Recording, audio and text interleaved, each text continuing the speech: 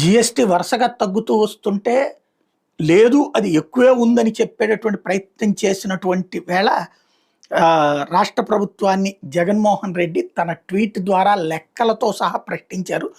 ఏదైతే ఐజీఎస్టీలో అంటే ముందేమో ఎక్కువ పెరిగిపోయినట్టుగా చూపిస్తున్నారు. తర్వాత చూస్తే ఐజీఎస్టీలో 700 కోట్ల రూపాయల అడ్జస్ట్‌మెంట్ అని చూపించారు.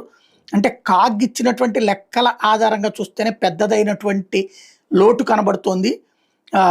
ఇక్కడ TDP government had suggested the figures released by the CAG indicate that the trend of economic sluggishness is more pronounced during the first month of this financial year, with the tax revenues registering a decline of 12.21% and non-tax revenues registering a fall of 22.01% over April 2024.